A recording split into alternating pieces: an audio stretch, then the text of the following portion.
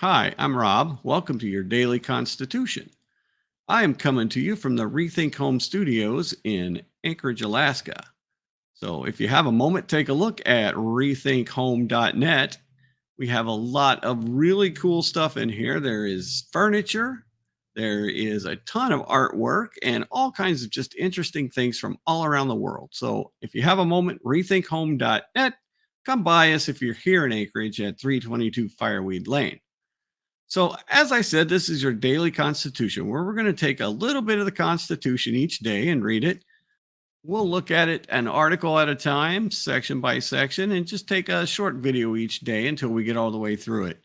We're going to read it straight through. We'll look at when items are changed by amendments, but we're not going to go look at those amendments until we get to the amendment section, and then we'll go back and look at what they changed. So, sit back and enjoy, and let's get started with your daily Constitution. All right. Well, we're not coming to you from the Rethink Home Studios again. Again, it's the Restless Dog Cozy Home Studio. And we are up to the 24th Amendment. So let's just go right on into it. What do you say? So the 24th Amendment, the right of citizens of the United States to vote in any primary or other election for president or vice president, for electors for president or vice president, or for senator or representative in Congress, shall not be denied or abridged by the United States or any state by reason of failure to pay any poll tax or other tax. The Congress shall have the power to enforce this article by appropriate legislation. So this was abolishing poll taxes. And so we'll get into a little bit of what that was all about here shortly. But let's look at how long it took to ratify it. So the amendment was proposed by the 87th Congress by the Senate Joint Resolution number 29, which was approved by the Senate on March 27th, 1962, by the House of Representatives on August 27th, 1962. It was declared by the Administrator of General Services on February 4th, 1964. So just over a year and a few months there.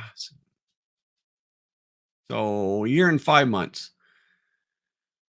And on February 4th, 1964, to be ratified by the legislature of 38 of the 50 states.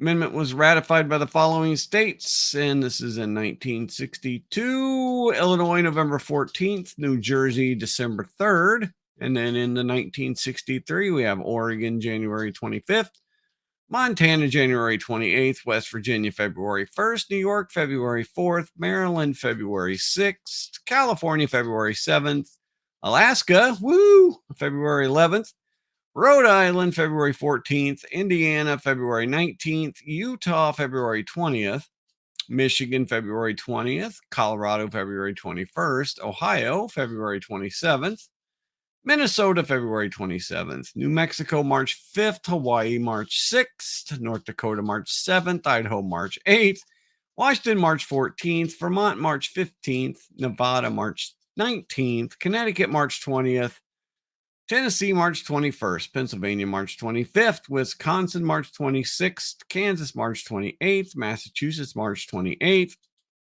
Nebraska, April 4th, Florida, April 18th, Iowa, April 24th, Delaware, May 1st, Mississippi, May 13th, New Hampshire, June 12th, Kentucky, June 27th, Maine, January 16th, 1964. Now we moved into 1964. So it took a break for about 6 months there, picked it back up, and then South Dakota, January 23rd, and finally Virginia, February 25th, 1977.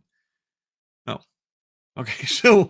But January 20th, so South Dakota was the last one, January 23rd, 1964. Ratification was completed on January 23rd, 1964.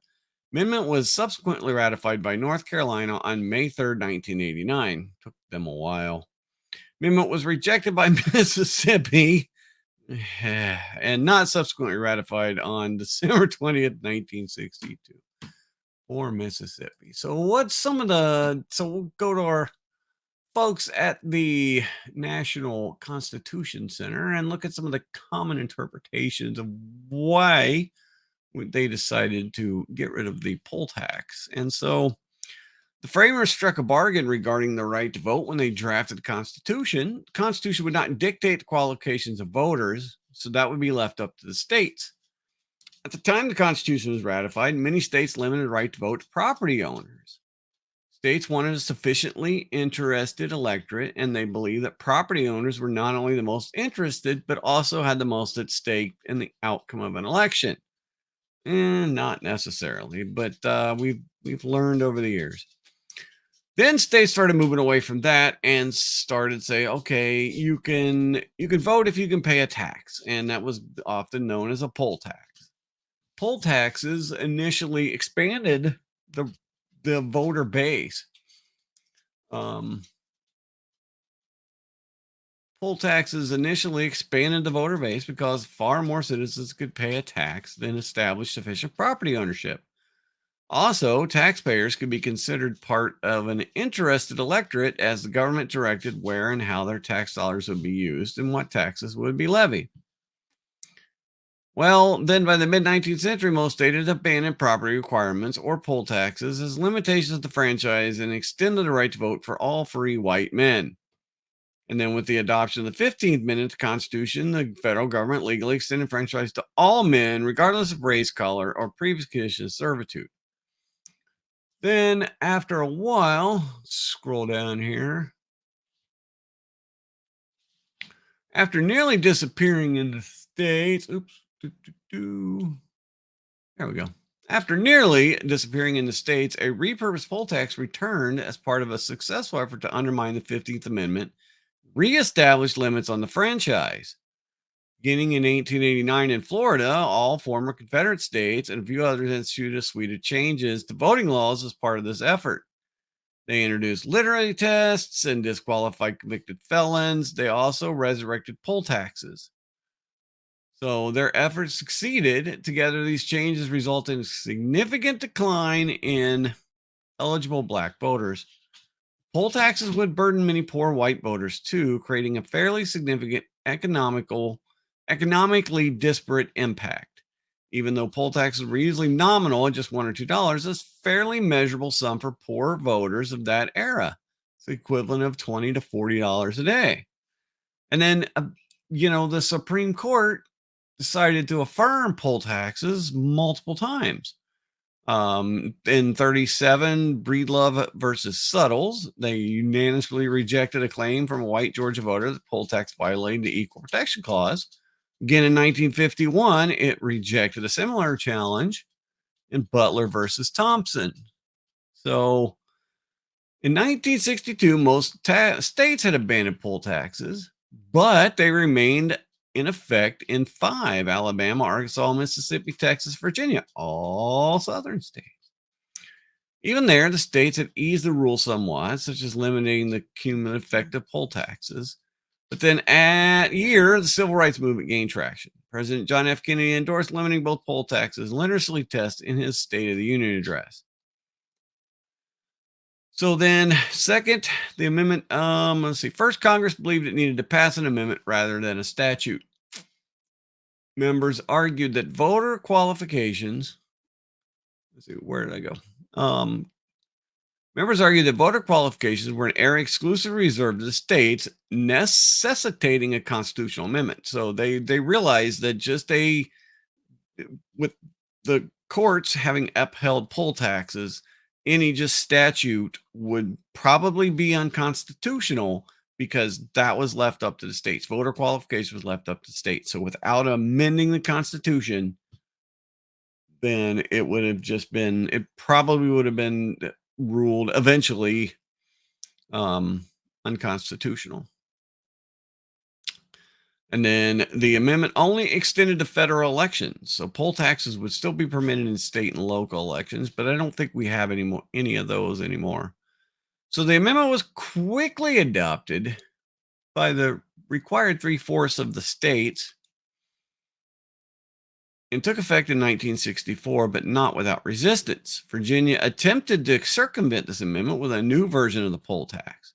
The new Virginia law offered voters a choice: pay a tax or file a notarized or witness certificate of residence at least 6 months before each election.